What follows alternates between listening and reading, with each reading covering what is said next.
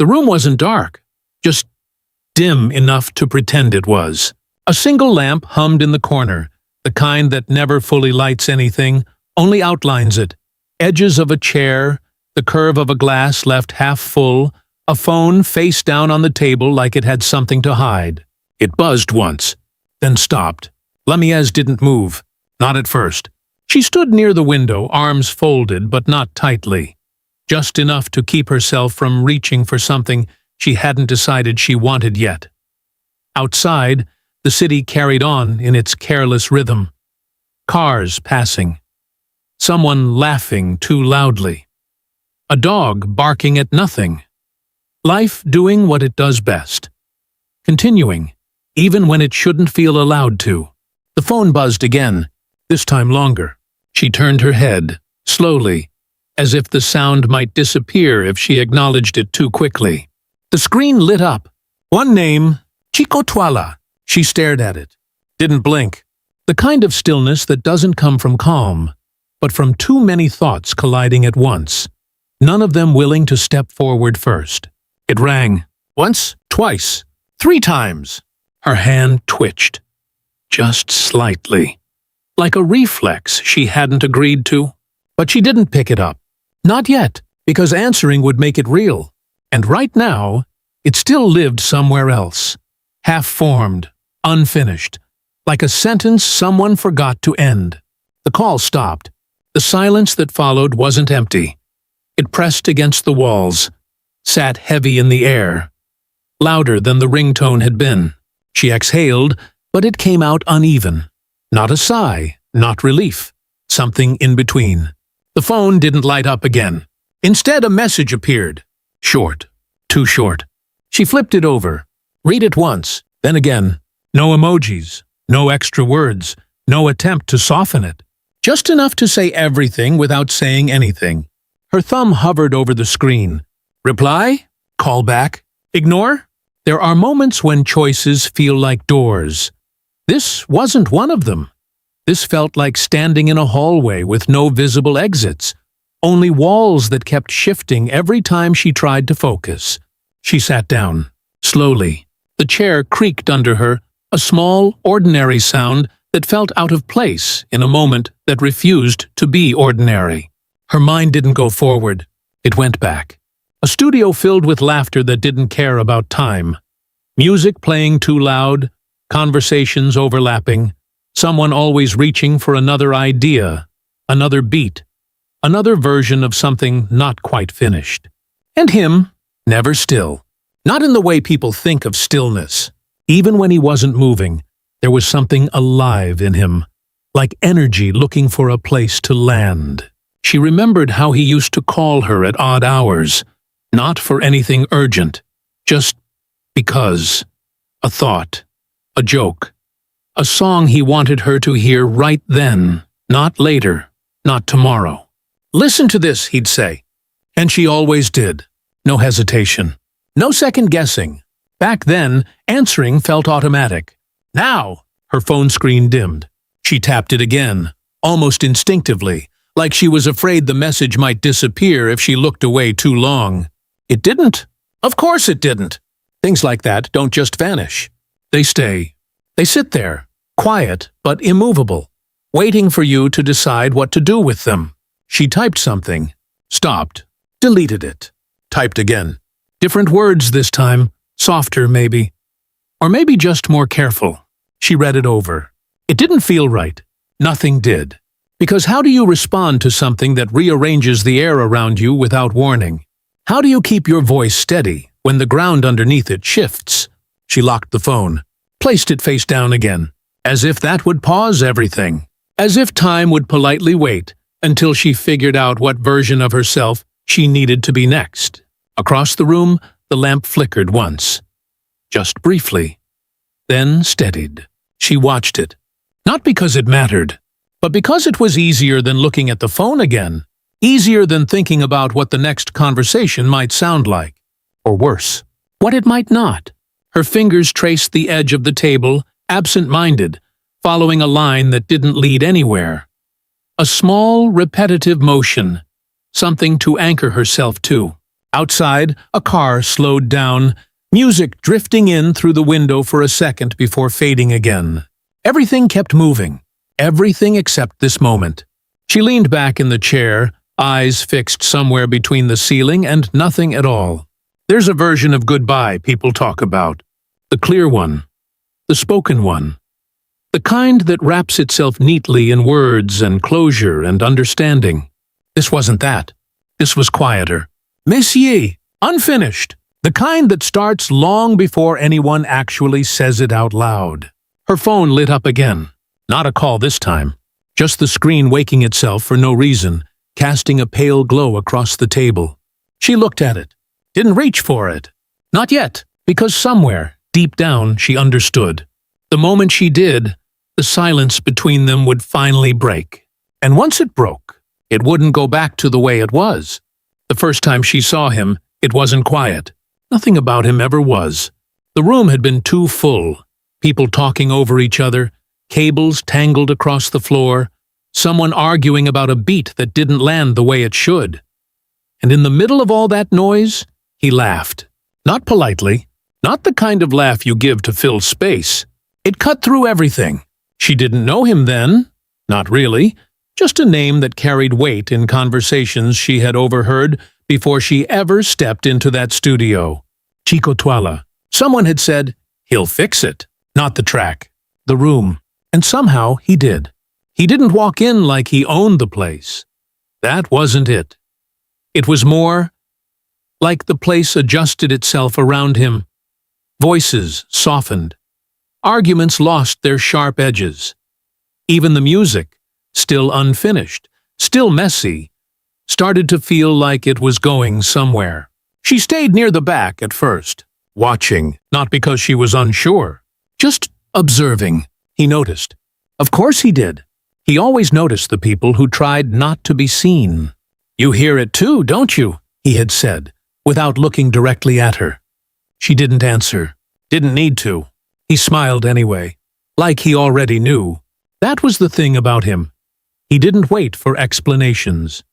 He moved through conversations the way some people move through music, picking up rhythms, filling in silences, leaving space where it mattered. Later, much later, she would try to remember exactly what made that moment stay with her. It wasn't the words. It was the way he didn't force them. There are people who talk to be heard, and then there are people who talk like they're listening at the same time. He was the second kind. She crossed paths with him again a few weeks after that. Or maybe it was days. Time didn't feel linear around him. Another studio. Different energy. Fewer people this time. The kind of late afternoon light that slips in through half-closed blinds and makes everything look softer than it actually is. He was sitting on the edge of a desk, tapping his fingers against his knee. Not impatient. Just keeping time with something only he could hear. You came back, he said. Like it was expected. Like it had already been decided somewhere. She shrugged. A small gesture, casual, on the surface. But he caught it. Don't do that, he said, still smiling. You don't just end up in rooms like this. She tilted her head slightly. And you do? He laughed again. There it was. That same sound. Louder than it needed to be, but never too much. I don't end up anywhere, he said. I go where the music is trying to happen. A pause. Then softer. And sometimes, where people are. He didn't look at her when he said that, which made it harder to ignore. She remembered thinking, in that moment, that he carried something she couldn't quite name. Not authority. Not exactly warmth either. Something in between. Like someone who had seen enough to know what mattered, but hadn't let it harden him. They didn't become anything overnight. No sudden shift. No defining moment. Just a series of small intersections. A conversation here. A shared silence there. Messages that didn't always need replies. Calls that didn't always have a purpose. The kind of connection that builds itself quietly, without asking permission. And him, always the same. Or at least, that's how it felt. Always moving, always laughing. Even on days when the room felt heavy, when something in the air didn't sit right, he found a way to tilt it, just slightly. enough to let people breathe again. "Don't let it sit on you too long," he once told her, out of nowhere. She had been quiet that day, not withdrawn, just carrying something she hadn't unpacked yet. He noticed. "Of course he did. It'll make you think it belongs there," he added. She looked at him, didn't ask what he meant, didn't need to, because somehow he always spoke like that. Half advice, half observation. Never intrusive, never too direct. Just enough. She wondered sometimes if he spoke to himself the same way. If those words were things he had learned to survive his own silences, or if they were things he gave away so others wouldn't have to. Back in the present, the room felt smaller. Not physically, just tighter, like the walls had shifted closer without warning. She leaned forward, elbows resting on her knees, the phone still untouched on the table. Her mind didn't stay in one place. It moved. Between then and now. Between the man who filled rooms with laughter and the version of him that existed on the other side of a message she hadn't answered yet. It didn't fit. Those two versions. They refused to align. Because in her memory, he was always standing, always speaking, always calling first. Not this. Not reduced to a few words on a screen. Not waiting. She pressed her lips together. A habit. Something she did when she didn't trust her voice to stay steady, even if no one was there to hear it. There was a time she would have picked up immediately. No hesitation. No pause. Just instinct. But instincts change. Or maybe they don't.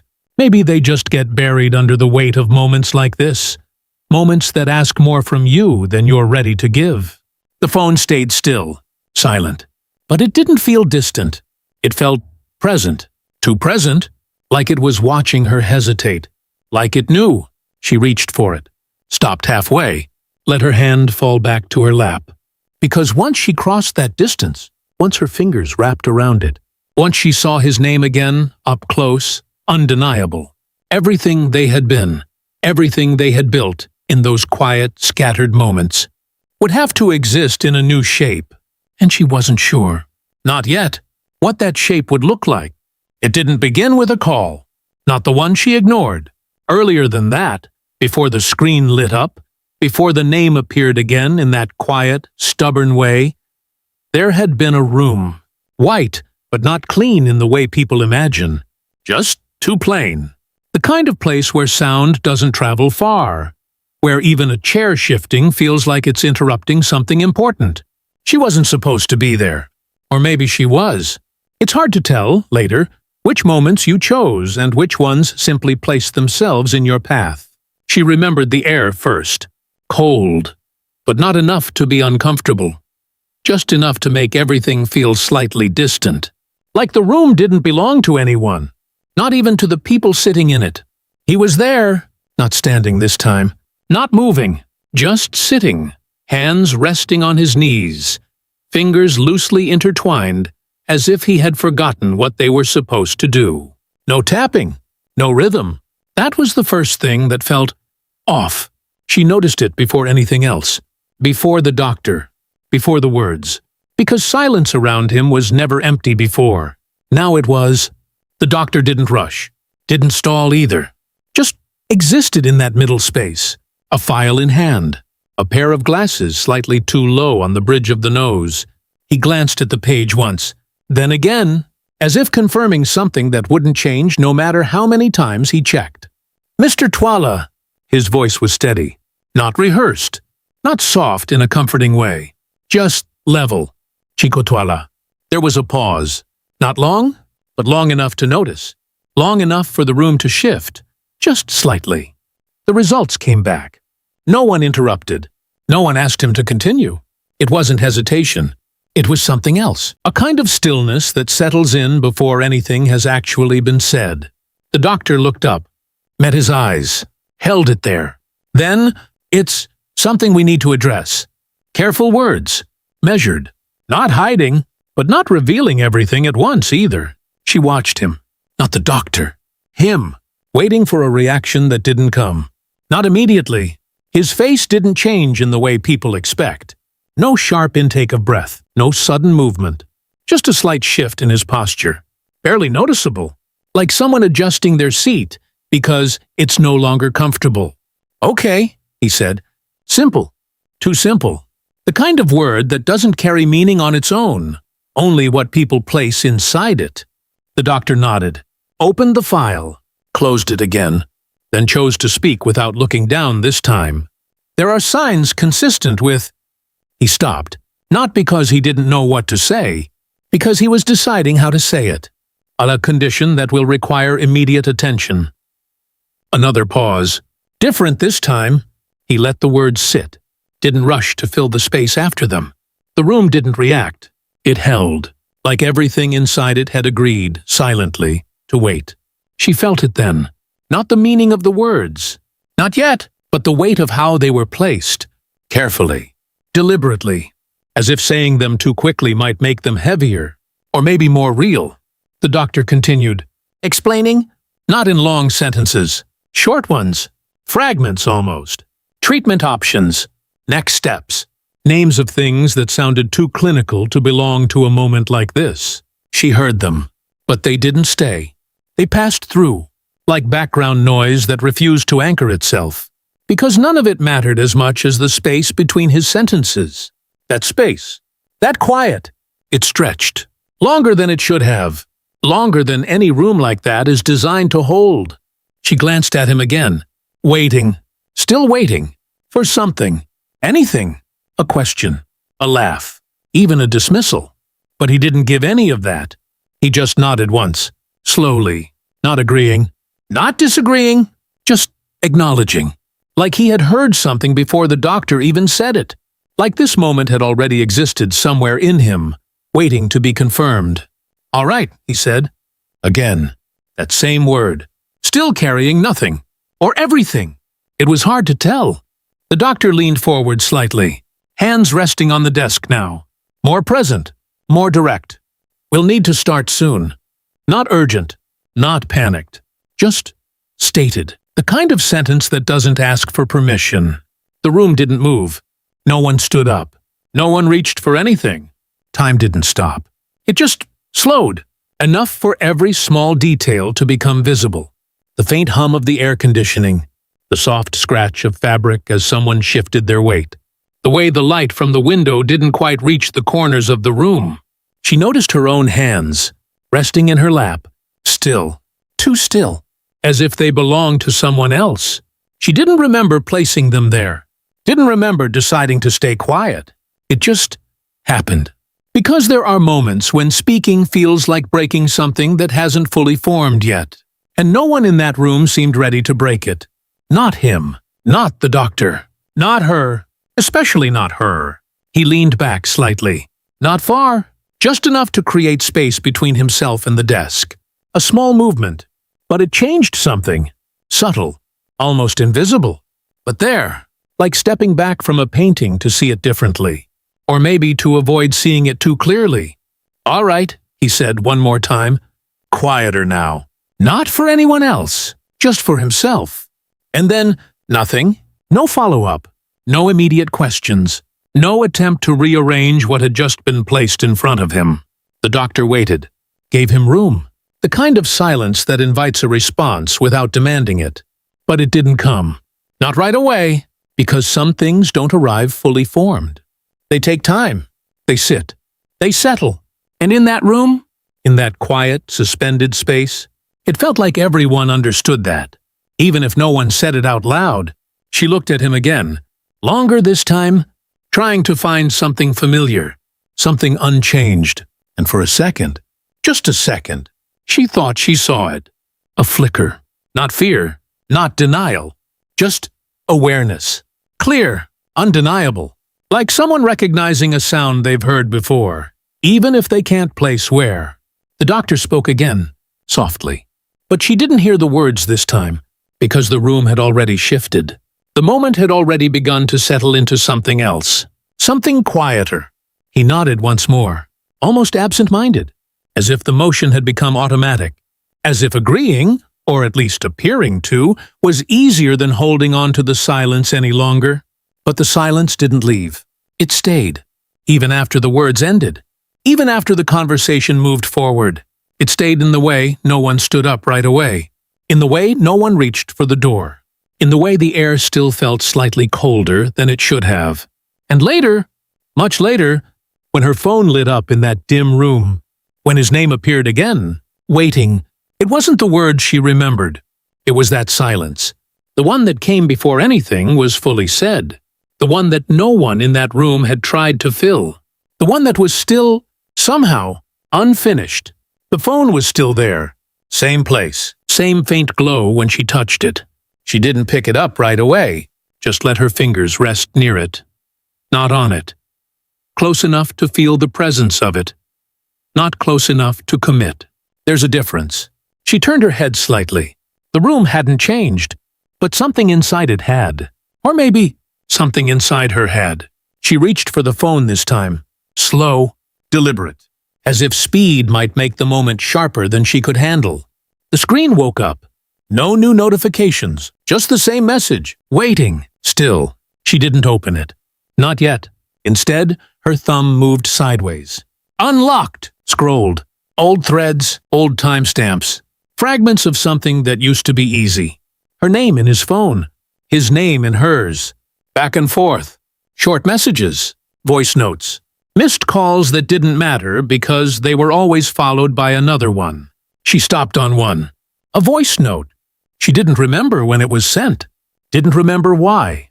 Just that it existed. Her thumb hovered. A pause. Then, play. Static for a second. Then his voice. Clear. Unrushed. Listen. He laughed mid-sentence. Of course he did.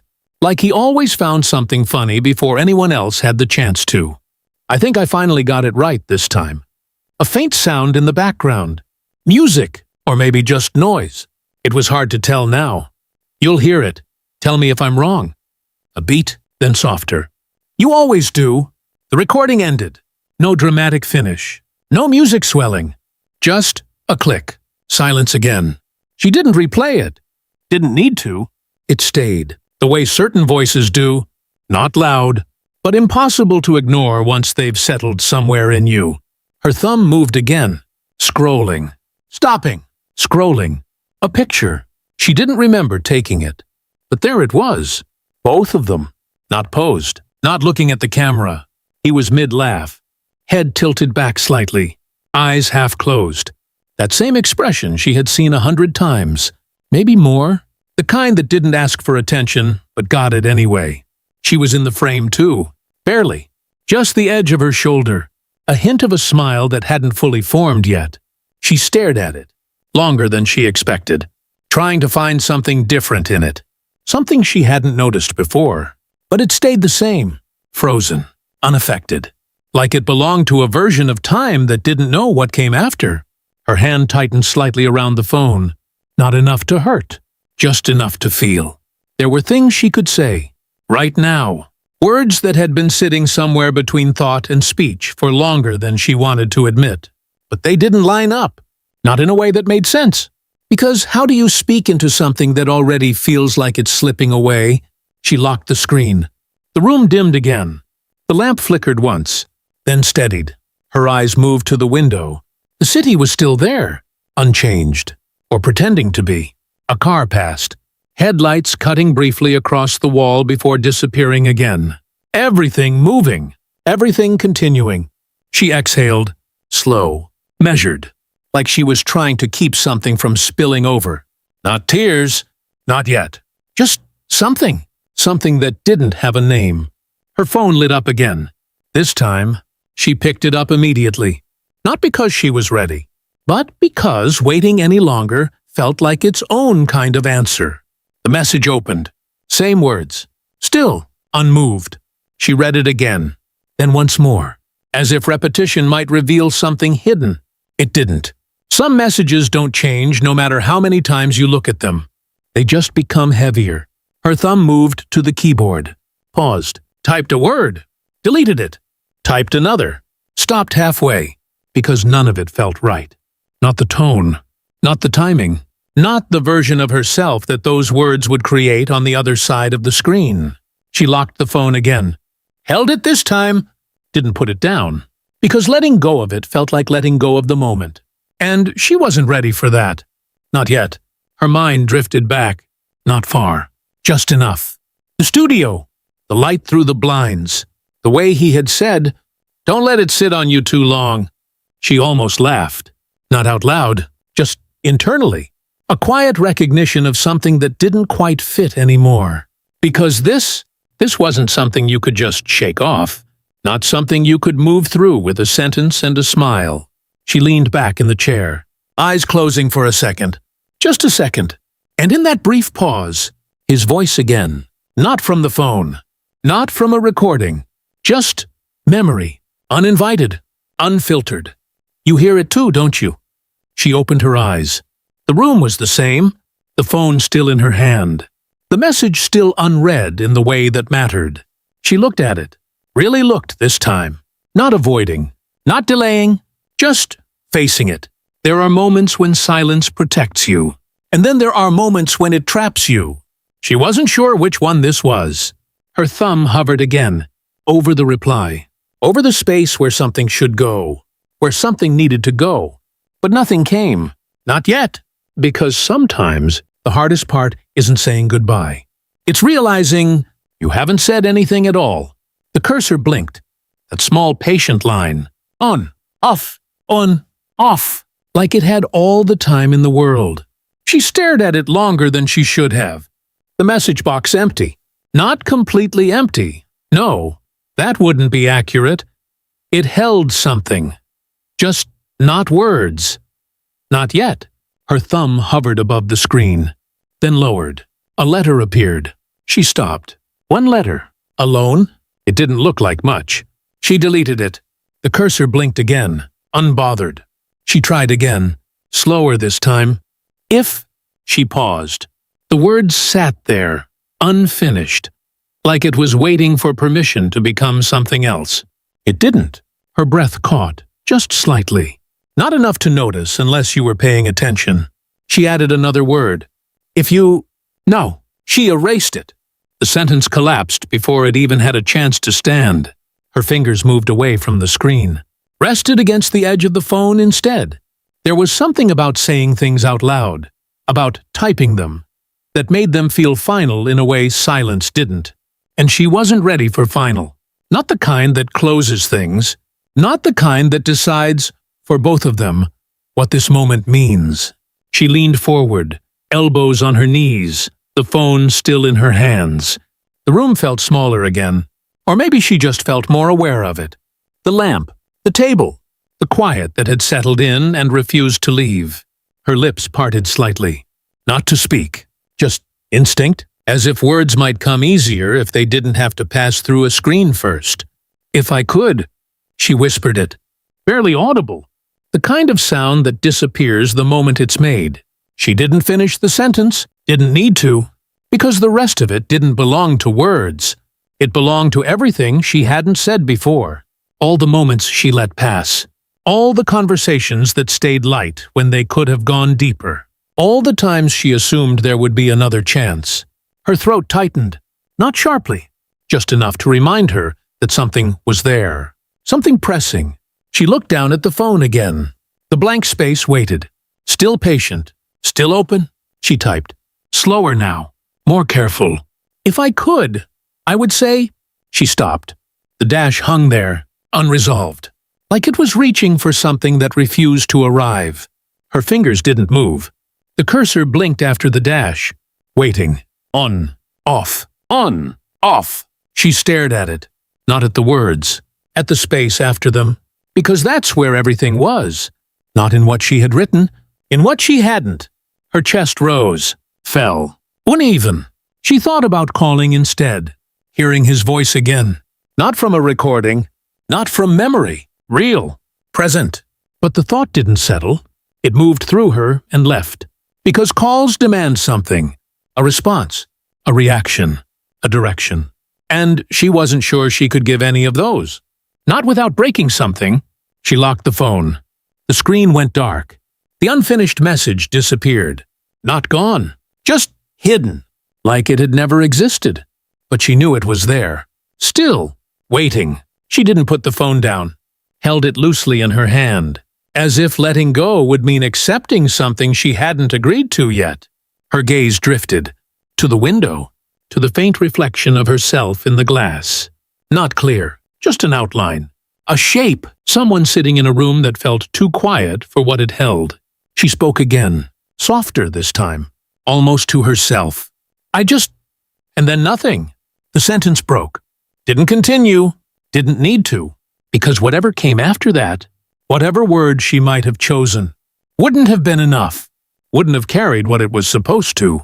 She closed her eyes, just for a moment, and in that brief darkness, his voice again, not saying anything important, not saying anything final, just existing, somewhere between memory and something else. She opened her eyes. The room returned, unchanged. The phone still in her hand, the message still unsent. She unlocked it again. The draft reappeared, exactly where she left it.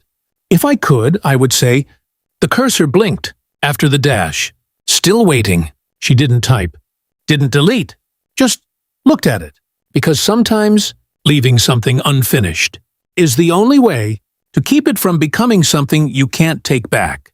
The room stayed the same, or maybe it didn't. It's hard to tell when the changes are small. The lamp was still on, but softer now. Not dimmed, just quieter. The kind of light that doesn't reach as far as it did an hour ago. She hadn't moved much. The chair held her in the same position, as if shifting would disturb something fragile in the air. Her phone rested in her hand. Not gripped, not loose, just there, like an object that had forgotten its purpose. The screen had gone dark again.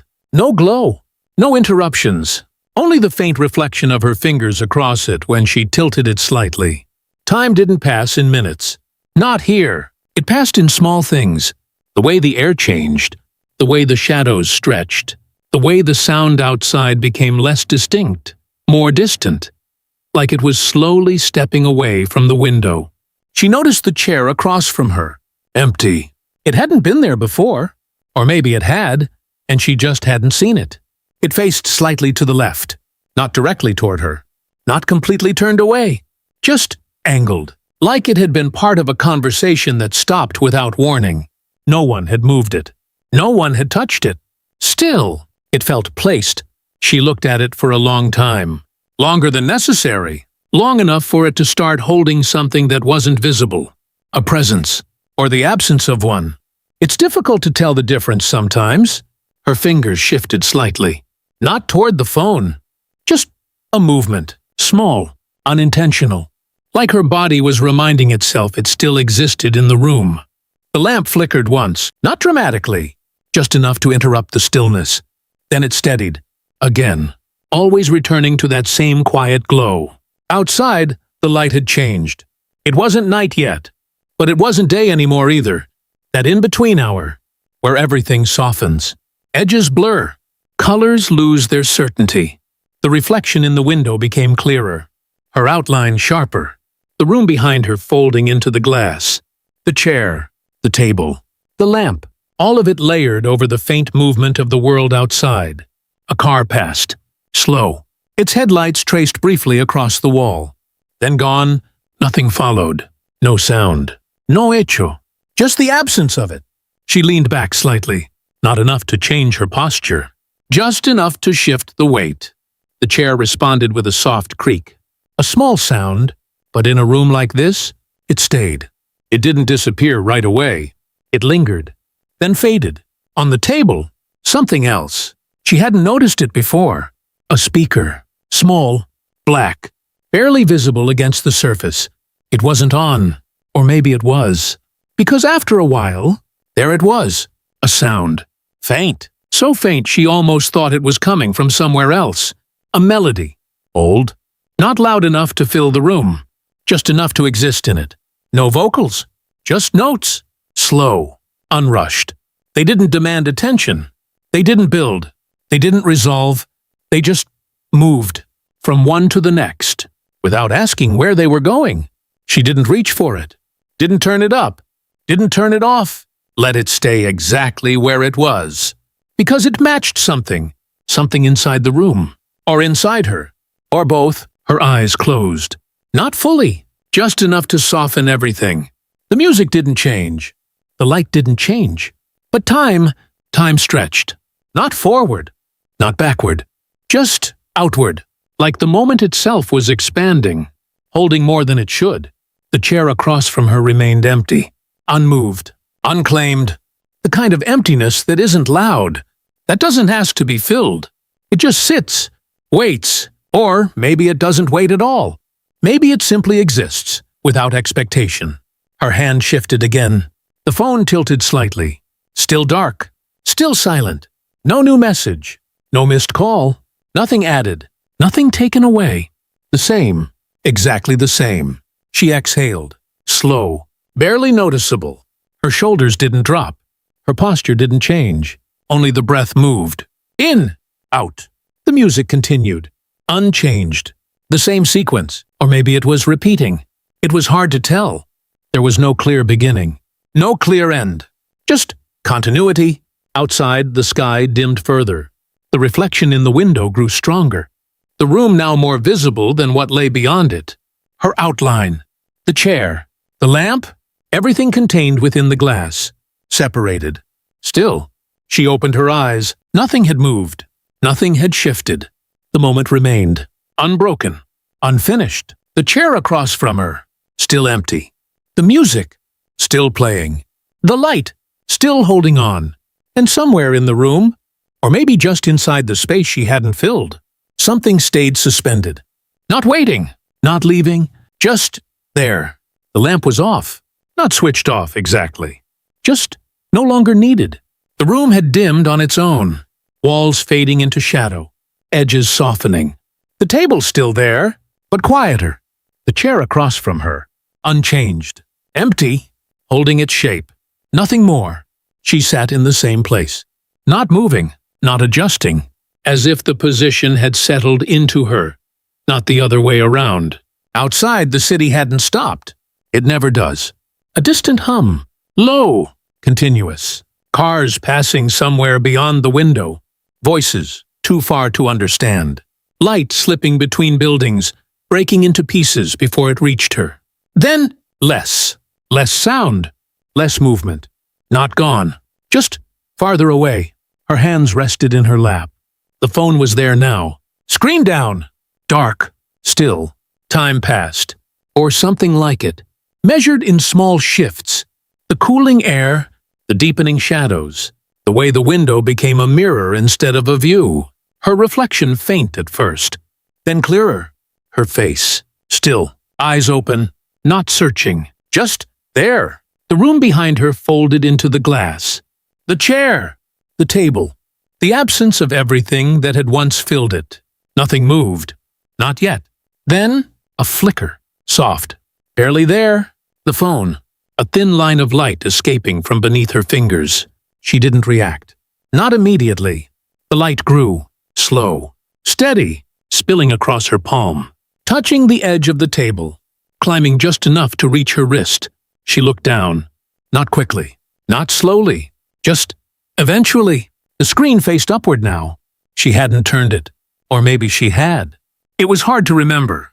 A name, centered, unmistakable. Chicco Twala. No sound, no vibration, just light. Persistent. Waiting. Her fingers didn't move, didn't reach, didn't pull away. They stayed where they were, close enough to feel the warmth of the screen. Not close enough to touch it. The name remained, unchanged. The same letters, the same spacing, but heavier now, somehow. The room held its breath, or maybe she did. It's difficult to tell where one ends and the other begins. Outside, a car slowed. Headlights passed across the window. For a second, just a second, the light crossed her face. Then gone, the room returned to itself, dim, still. The phone continued to glow. Her eyes stayed on it, unblinking. Time didn't move forward. It stretched, thin, fragile, like something that could break if she made even the smallest decision. Her thumb shifted, just slightly, not toward the screen, not away. A movement without direction, then still again. The name didn't disappear. It didn't fade. It stayed, as if it had nowhere else to go, as if this moment, this exact moment, was the only place it existed. Her breathing slowed. Or maybe it had already been slow, unnoticeable. The kind that doesn't disturb anything around it. The chair across from her, still empty. The table, untouched. The lamp, silent. Everything in its place. Nothing asking to change. The phone, still lit. Still waiting. Her gaze didn't shift, didn't break. Because breaking it would mean choosing something. And she hadn't chosen. Not yet. Outside, the city moved. Unaware, unaffected. Lights in windows turning on one by one. People crossing streets. Doors opening, closing. Life continuing in ways that didn't need her to decide anything. Inside, nothing moved. Nothing ended. Nothing began. The screen remained. The name remained. Her hand, still, hovering in that space between not touching, not leaving, just there. And the light, soft, steady, unchanged, rested against her skin, as if it had all the time in the world.